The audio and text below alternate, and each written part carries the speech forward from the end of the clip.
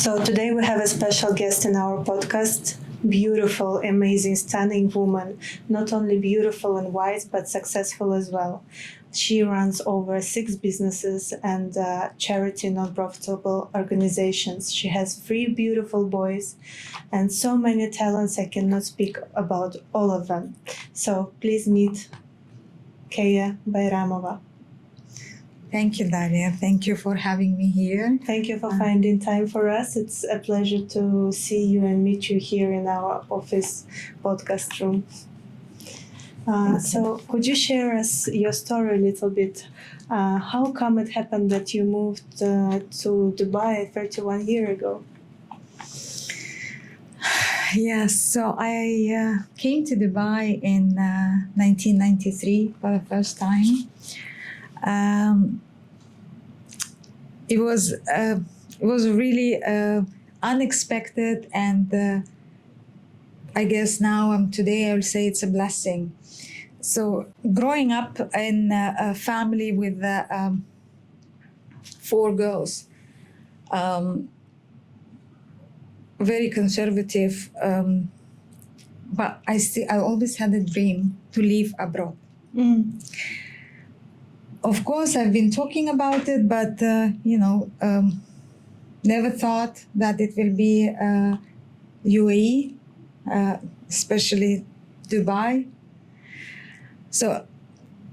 But back home, your father is Kaya's father is a very famous painter, very talented person. So basically, at home you were a little bit famous as well, right? Yes. Yeah, that's how come true. You changed all this fame and everything for Dubai? in our country, we always, when you have to introduce yourself, the second question will always come: who's your father? Mm-hmm. So I'm always a daughter of. Mm-hmm. So if I have to introduce myself, then I have to say I'm daughter of Durte Bayramov. And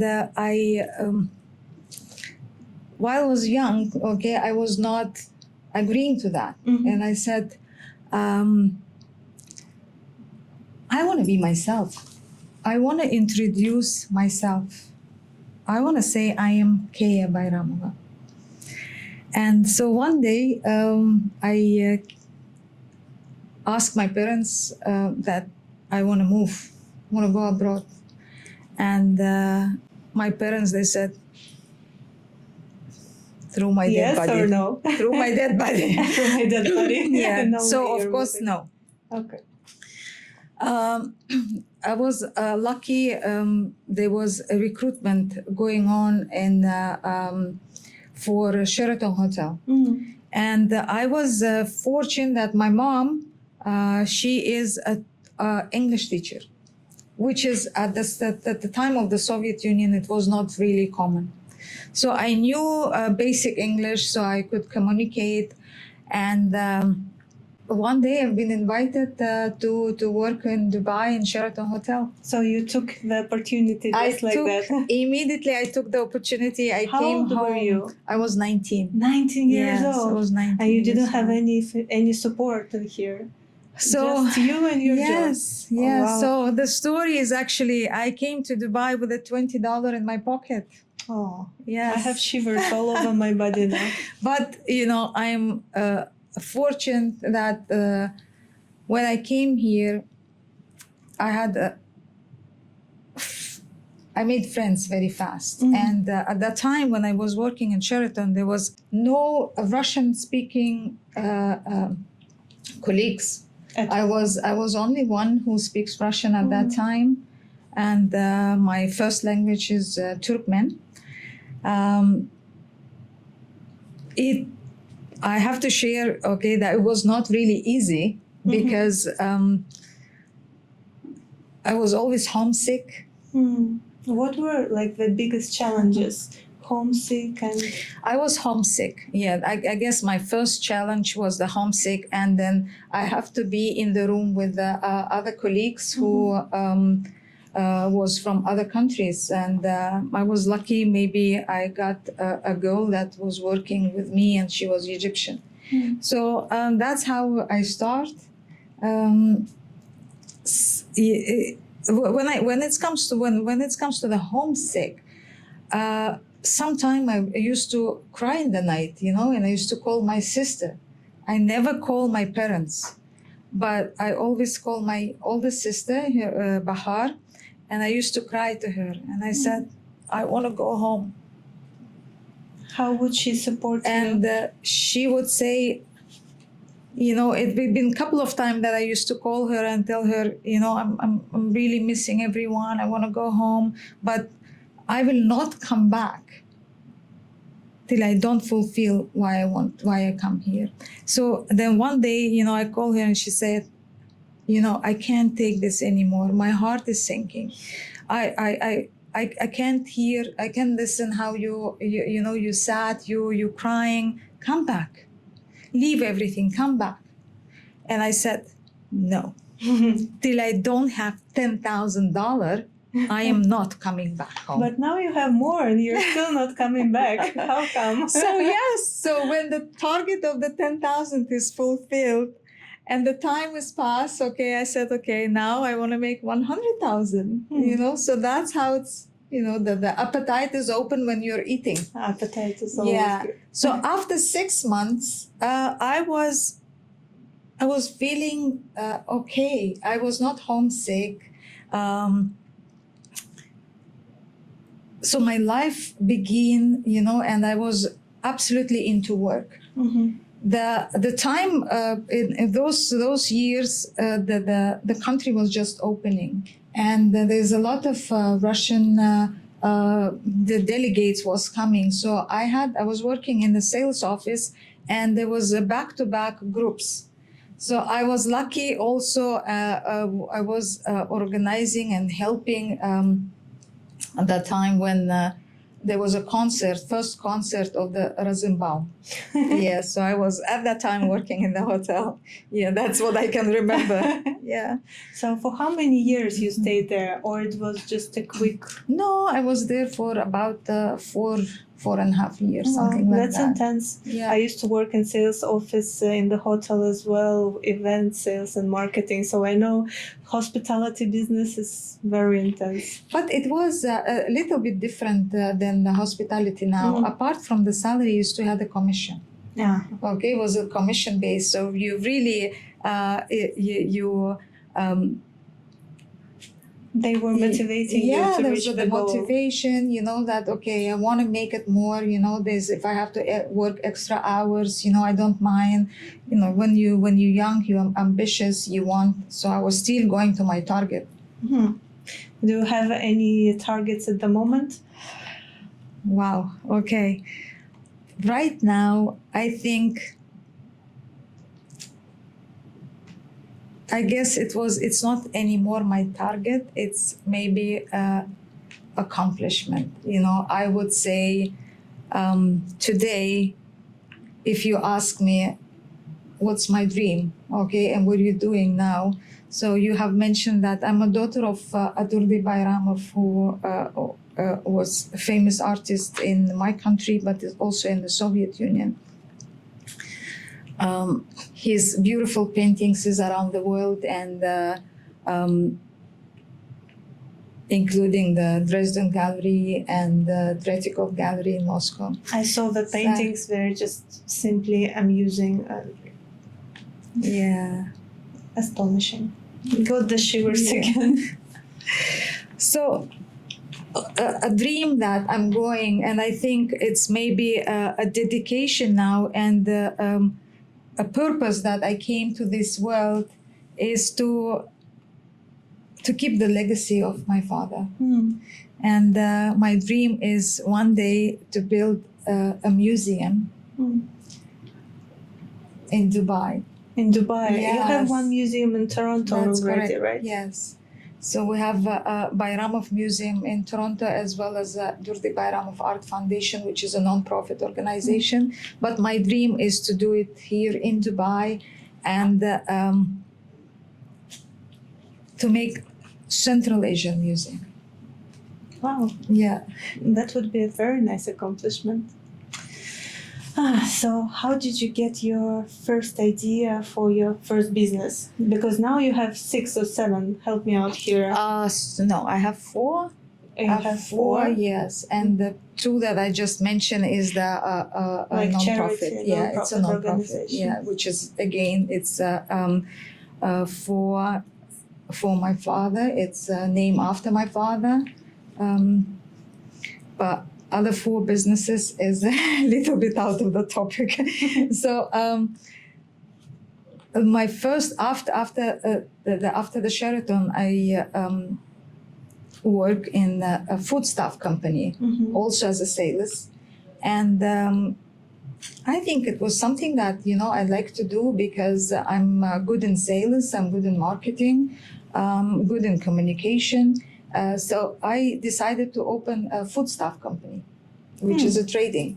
So I was there not very long, okay, because uh,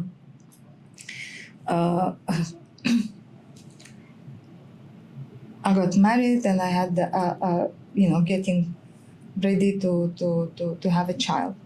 So a friend of mine, okay, came to me and he said, "Look, you're not that busy. Can you please do for my friend marketing?"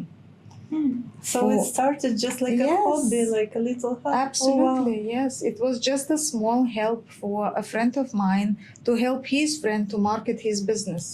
And that business was a recruitment business.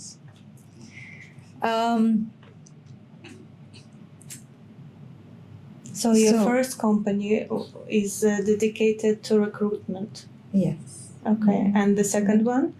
No, the first one was the food staff. The food Okay, stuff. yeah. And then, so the second one, that's how it started. So I was helping my friend. And then Mhm.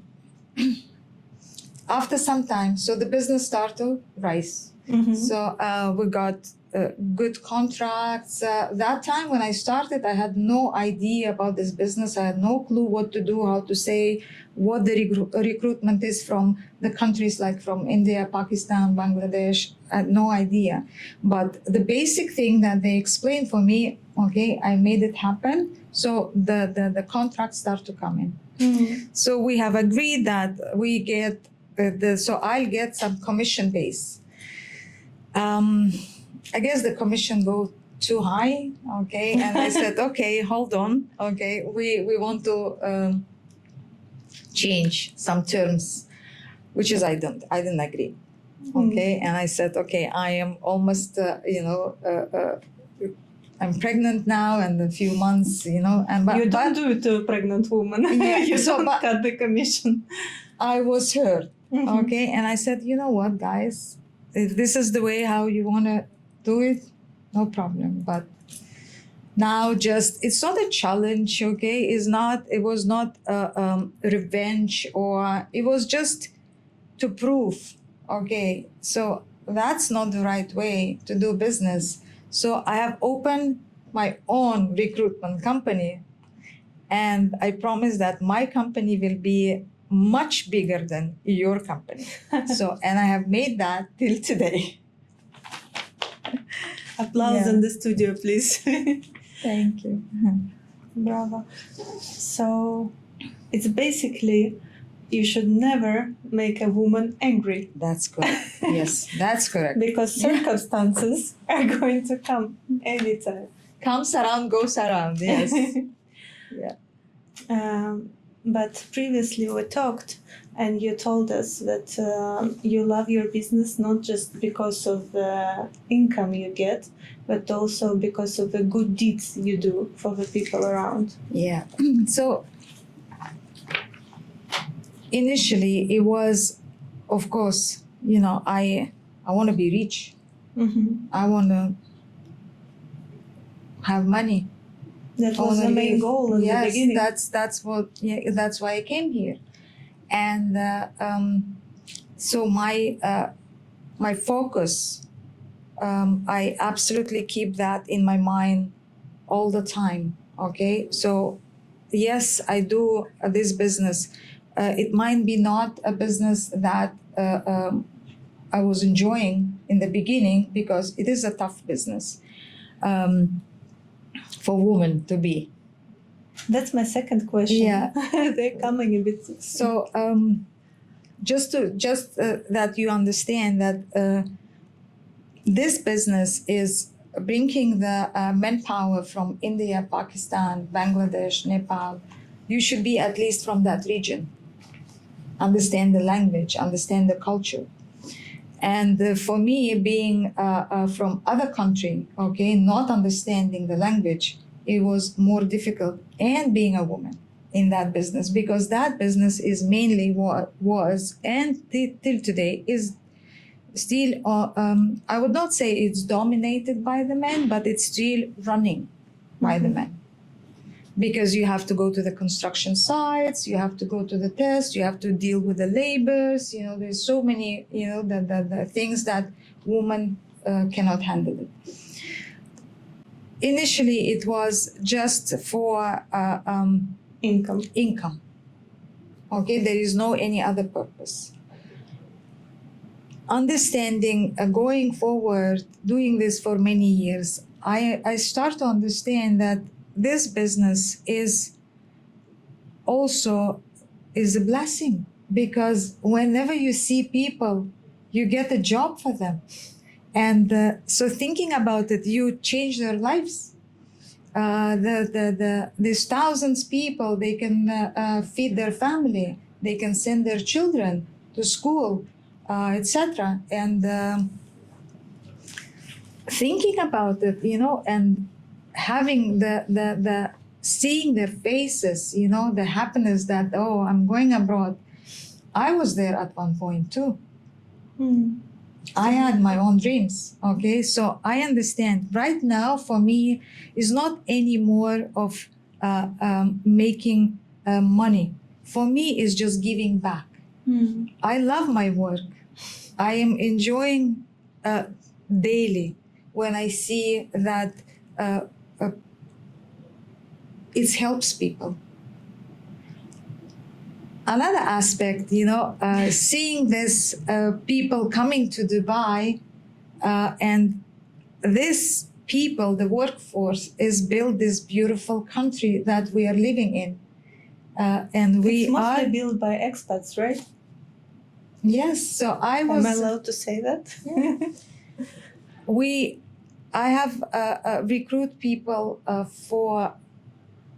I guess that's what I'm very proud of for Burj Khalifa project. You even got a gratitude letter from them, right? Yeah, I had appreciation letter, and I was there from the ground. I was working and supplying people for Arab Tech Construction as well as Al Futtaim Carillion. And specifically in this project, not only that I supply people, but I also did the catering, because when I start my recruitment business, so I understood the demand when I'm going for the marketing, and I said I'm recruiting a workforce. They was asking me one day, one client was asking me, are you feeding them also? And I said, that's interesting. That's a good idea. So I went to another client and he asked me the same question. And I said, that's a good idea. So now if I am recruiting people, I could actually feed them. So I opened catering company. And now you have labor camps as well. So I'm coming to that. Yes, I'm coming to that. Okay, so I am now, okay, we started with one kitchen and it goes to the 11 kitchen. So we was feeding 10,000 people 3 meals a day. So now when I'm going for the marketing and I said, okay, we are recruiting people, but we also can feed them. So that's a concept. They was asking me, one client said, can you accommodate them? I said, that's a great idea. Okay, so one client, another client, now I'm a confident, okay? So we start to invest it in the labor camps. So now I'm going to the client and I said, I'm recruiting people, I'm accommodating them, I'm also feeding them. So it was a concept under one roof. Later we add one more business because at that time the sewage system was not, the infrastructure was not ready. So we add to our business, to our services is the sewage tankers. So now we're recruiting people, we are accommodating them, we are feeding them, and we're also taking their dirt. So the whole concept, and it was absolutely, I would say this is something that it was thinking out of the box. Okay, so I did all the businesses for the first time, but I never think, what if it's not be successful? Where did you get all this courage from? From your father? I guess it's from my parents. Yeah, you know, as I mentioned, we are 4 girls in the family, and my dad was orphan. So he grew up in the orphanage where he only had in the life 2 choices. One choice is to be up there, and the second choice is to be in the jail. And they said because the orphans, they are not like other kids who has a parents. So my father used to tell me, he said, I didn't have a middle way. So that's why I want all of you to remember, you should be independent. You should never count on anyone. Count only on yourself. So growing up, listening this, encouragement, you know, that, okay, you have to do it everything by yourself, is, I guess, this is something that is giving me strength, giving me a power, giving me a willingness to do it. Wise words. How overall, you already mentioned how is it to be a woman in this kind of business, but how overall you would describe the environment for expat women in Dubai doing such a big business?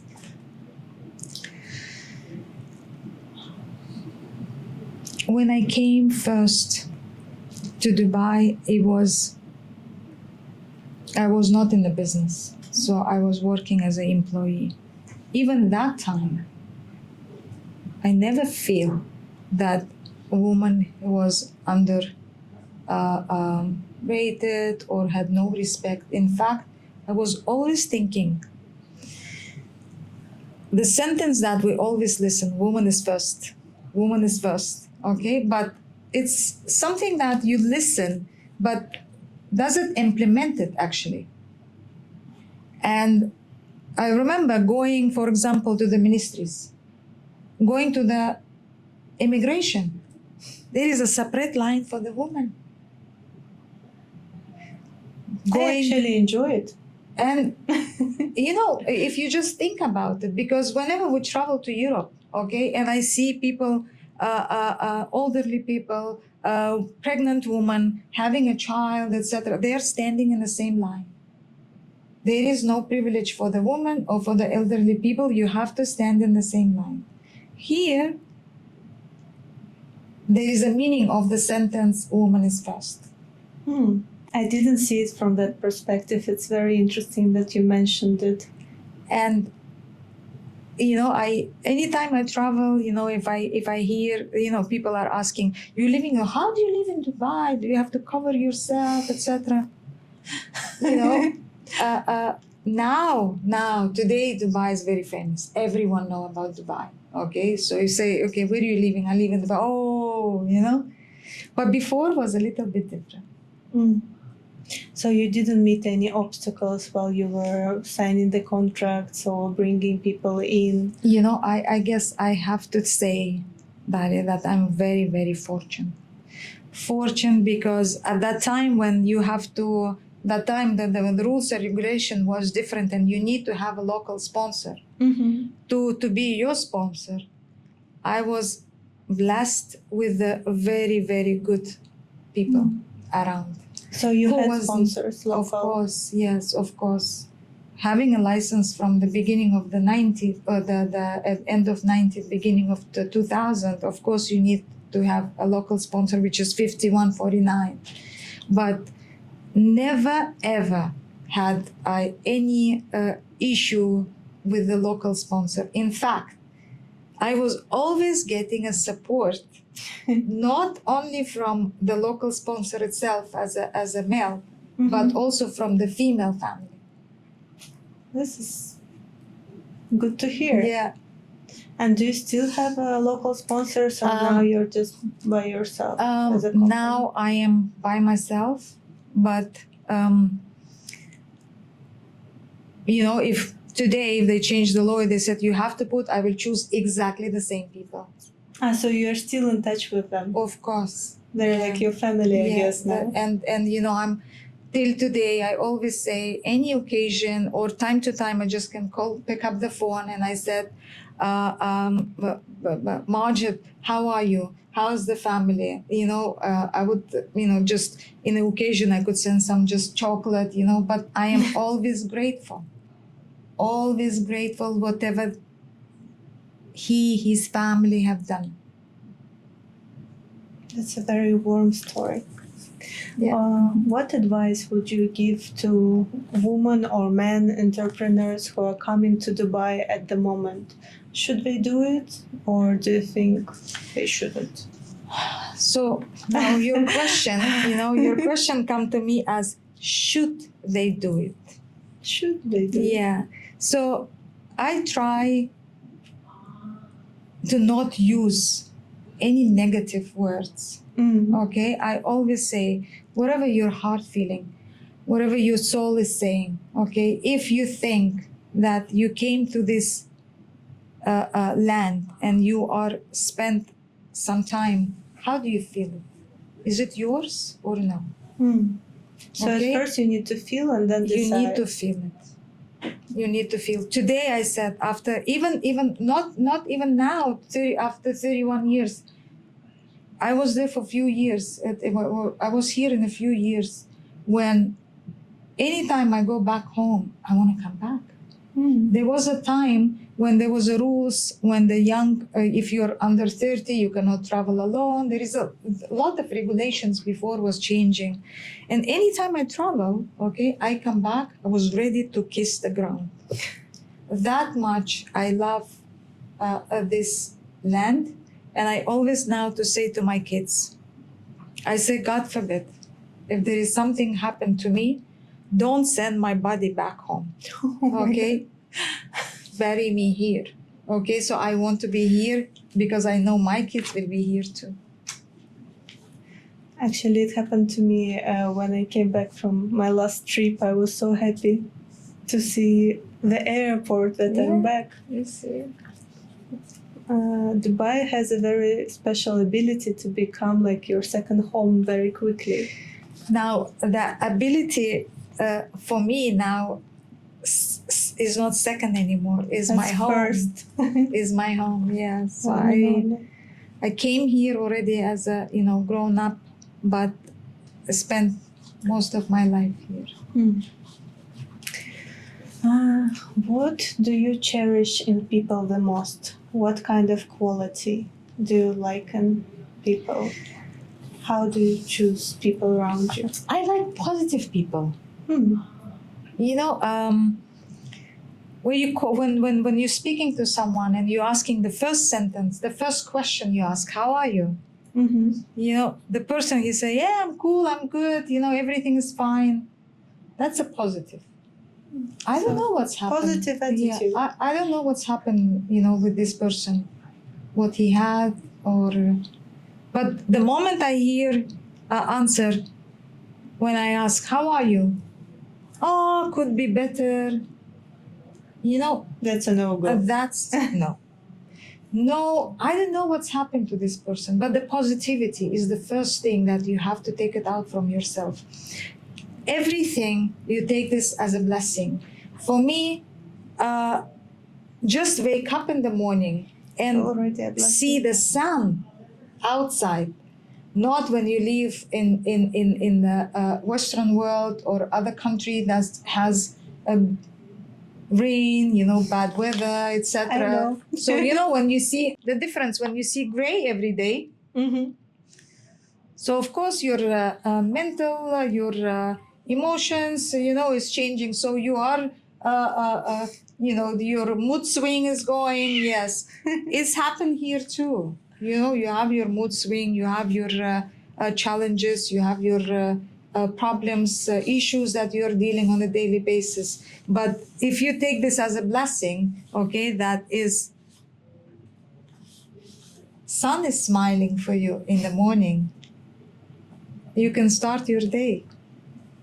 True story. Yeah, and I think this is important part we as a people should have, is to be appreciated. We should appreciate.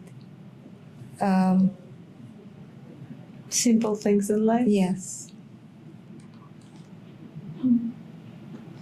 How do you find this balance, this harmony in your life when you have so many businesses and 3 kids? I mean, it sounds almost impossible for me. I love my kids. I love my kids, my heart, my soul, my happiness, and I'll tell you that just so my 2 other sisters, they have kids, but they got them early. Mm. I got my first son when I was 30, Mm-hmm. and so for me, and my second son, and my third child I got when I was 40. And now when I come home, just hearing mom, that just this word makes warm my heart. Mm. And so I'm very involved in my children's life. My all 3 boys are playing basketball, and I am a basketball mom. Do you play as well? Do you I know don't some play. moves? I don't play. I support. I'm a fan. I know the players. I watch the basketball games. When it comes to the, my son is supporting Celtics. My other son is LA. So yeah, and How every many hours Sunday. do you have in your day? Every Sunday, okay, so this has now become as a Tradition. it could be even, I could say even like religiously every Oh. Sunday I am with my kids on a game because they have a competition every Sunday. So I go and support, meet other parents, so it's my day when I'm just taking out everything and recharging my energy for next Monday. Great. But this situation inspired you as well for another kind of business. Yes, that's More great. work. Let's Yes. talk more work, more Okay, business. so as a single mom and coming to the country, there's something that I found is missing. It's help for the parents. So we always thinking about our kids, the best thing for the kids. The kids is our future, the kids is our everything, but at times we just forget that we are parents is also going through tough time. We also need help. We also going through the emotional difficulties. We also have depression up and down, so who is thinking about us? So the concept that I thought about it, most of my friends, they said, no way it will work. No way. Who What a will take supportive your group. who will take your services? So I always say it's like an airplane. What they said, put mask for yourself, then for the child. So we have to think about ourselves first before we think about our kids. So the concept is, so I opened a company called Parent Concierge. Mm-hmm. It's a help for the parents who comes. The first thing, I guess, is how to choose the school. At that time when I went to school, okay, it was a Soviet Union time, we just went to school. Do I know anything about IB, British curriculum, American curriculum? I don't know anything about it, okay? So we just went to school. So now, having my child, I have to decide which school I have to take my son. What would be the And best choice? what will be the good thing for him? Which curriculum should I send him? So, and I'm sure I'm not alone. You're not alone. There is many other parents who doesn't know, okay, what curriculum they have to go, what they have to do next. And we have in Dubai, thanks God, we have so many private schools and so many different curriculums. So, helping parents to find the right school according to the location also, because it's hot here, and to keep a child in the car for 1 hour going and coming That's back, cruel. it is really difficult for the kids. So the services is starting from the school. I have a company also called Green Home Real Estate. We help also families to find a home. If it's not school, then it's a daycare, nursery, etc. They also need help to find the doctors. They need insurance. They need to buy a car. They need to register driver's license, etc. There is so many. We have over. Sounds like a family office. It is a concierge service for the families from the time when they arrive to Dubai. So it's not a relocation. So we don't deal with the containers, but it's a service that when they come here and they need help. So we help them to connect to the community. For example, if they came from France and French community, etc. You know. So we also advise, recommend if the kids, some of the kids came, maybe they play in their own country for the in a high performance sport. Okay, so we can navigate them and say, okay, here is the list of the coaches that is compatible to what you did before. Okay, or we'll take a simple thing, absolutely simple thing, when you leave before in Canada or in Russia, okay, and you buy a drink, and you came to Dubai, you want to buy a same drink, and you're going to the grocery and you're picking up and it says Laban up, okay, so what do you take? You know what I mean? So just compatible with that, okay, the other countries' things that they're using, or another thing, for example, it's a simple thing, sanitizer, okay, Dettol. Some countries, they don't have Dettol. So you're basically Okay, a guide it's for everything. I would say even it's a help. You know, at that time when I need this, there was nothing like this is available. Okay, and I think it's a great help for parents. And I can tell you that it is great help for parents. A small thing like even pick up the uniform. That's a journey. You know, so it's a way. So we customize the packages for people that, okay, some people, they don't have kids. Okay, or maybe some they don't need the school, maybe they need the university, etc. So you know, it's maybe they don't need home, but they need They other have stuff, pets. or they have pets, exactly. So we have over 100 services. Oh wow. Yeah. So so we can customize according to the need of that family.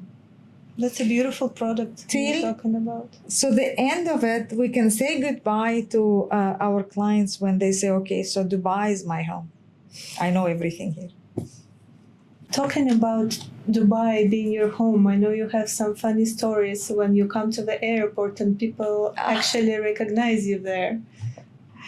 Actually, I have a few stories about the in the airport, but I'll tell you one story which was with my father. I was traveling to US with my dad.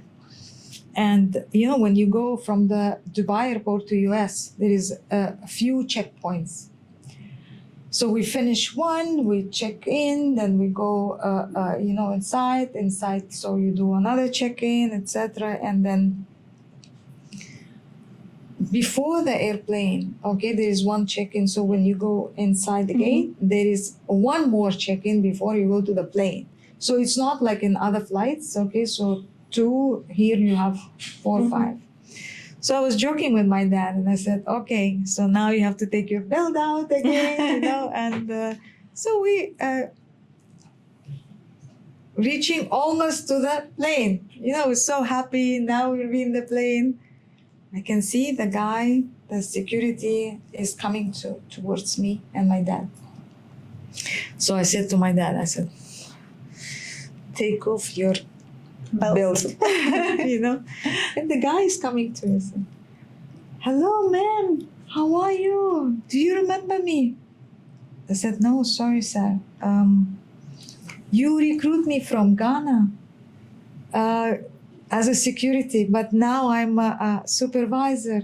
And me and my family, I was able to bring my family, was so happy. And you're always in my prayer. Thank you so much. My dad, he would look to me and, I was just translating to him. And he looked to me, he said, you know what? I'm so proud of you. So proud, because this is a story when the guy, he's actually met me in the airport. I don't remember. Yes, I've been in Ghana many times. I recruit securities. I interview them, but I don't remember because there was so many. How many people you recruited? So I'm doing now this for 21 years. Wow. Yeah, nearly 21 years. And to our calculation from the start, it's reaching almost 200,000 people that we brought for this region. I wonder how big is the percent of those people, of the people who live here. It's like you almost... Yeah, I'm looking at it from the other angle, okay? Apart from contribution to the economy, okay, of the world economy for UAE, for me is also, I would say again, my the way I'm thinking is how many kids was educated, because I always remember my father, who didn't have that chance. He didn't have the chance. I mean, he had the chance, but many more. There is so many kids who is underprivileged and they cannot study in the universities.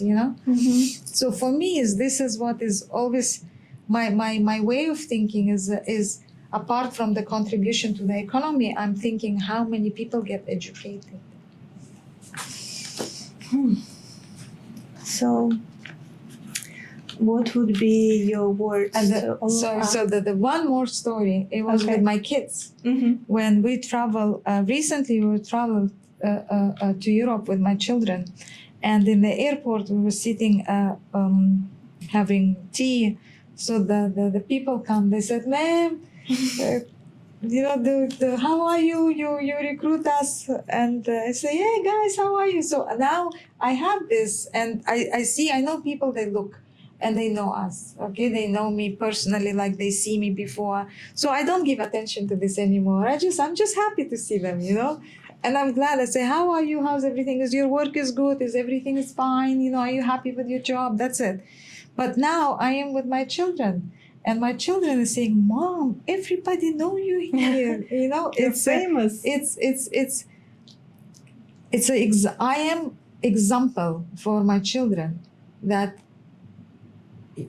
you have to do good thing. Good deeds. So I'm not counting them, okay? Blessings, I'm not counting them. I'm just doing them. And thanking for them. And thanking every day for the opportunity that I have myself. What would you say to your kids, or maybe for the people whom you hired already? Some, like, sentence like "go and fly," or "do whatever you want," or "follow your heart." First of all, I want to say thank you. Thank you for the opportunity to serve these people. Thank you for allowing me and my colleagues, my company, to give, to welcome them to this region. I would say this first. And of course,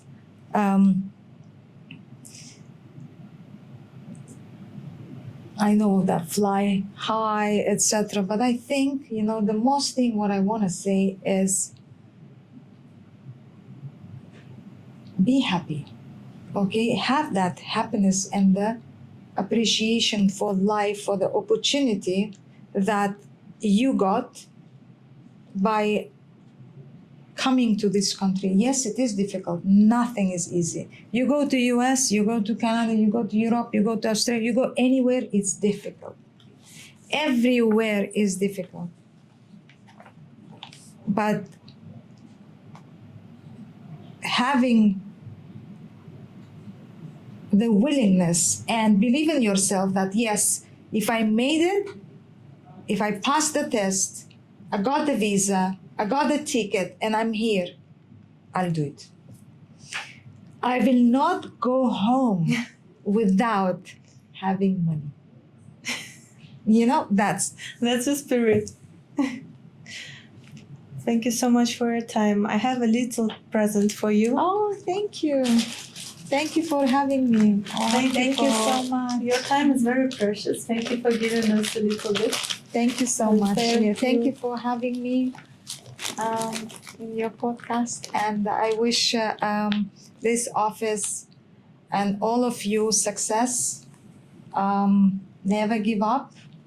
Try to not call people every day and make a calling, okay? Because I'm getting them like 30, 35 calls every day, okay? But, one thing I'll tell you, every time I get a call, I was never disrespectful. Yes, it is annoying. It is annoying, hello. Yes, hi, is Kea? Yes.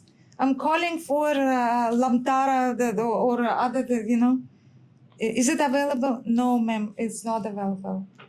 Are you sure? Yes, and then they start another questions, so, and I would still say, either the patient that I have, never, I hang up the phone, I would say, okay, don't call me, or, I would answer the question, and I'll say, how can I help you? Is there anything else? That's it. I hang up the phone. In my mind, I said, okay, block the number. Okay, so I block, but I never disrespectful, because I understand that one answer can change the whole day mood of the person.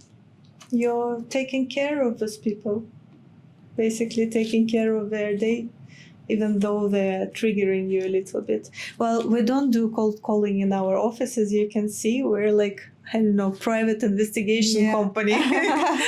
No one is doing anything.